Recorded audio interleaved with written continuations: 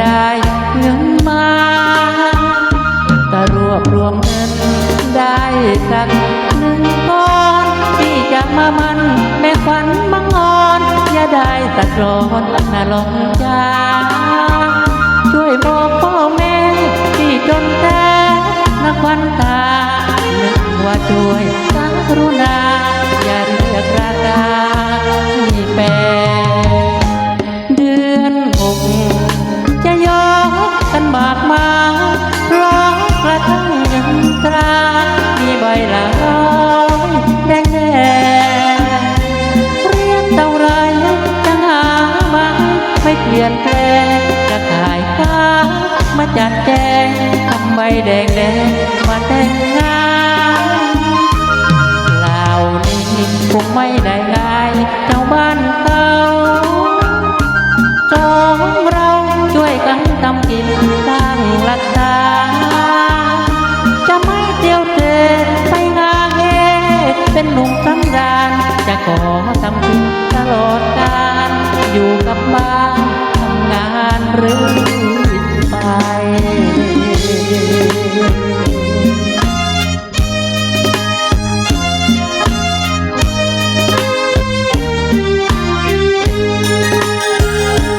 เดือน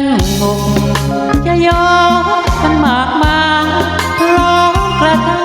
เงินตรามีใบละ100แดงแดงเรียกเท่าไรจะหามาไม่เปลี่ยนแปลงจะขายข้ามาจัดแจงทำใบแดงแดงมาแต่งงานเหล่านี้คงไม่ได้ง่ายเจ้าบ้านเขาสองเราช่วยกันทำกินสร้างหลักฐานจะไม่เที่ยวเตร่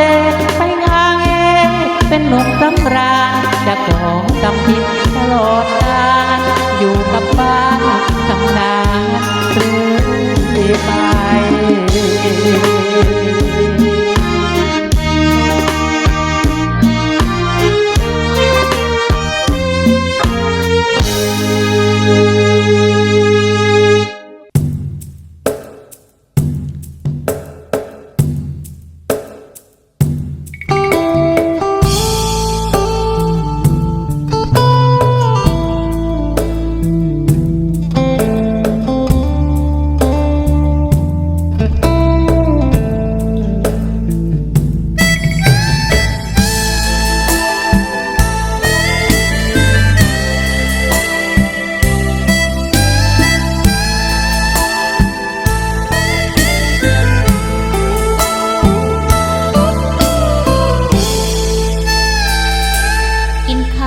แล้วยา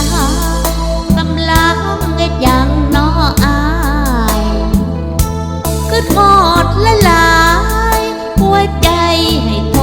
มาถามนับตั้งแต่อายห่างมาไกลเพื่องานทำซื้อบัตรเติมเงินประจำมือถือโทรตามถามใจงานหนักบอกข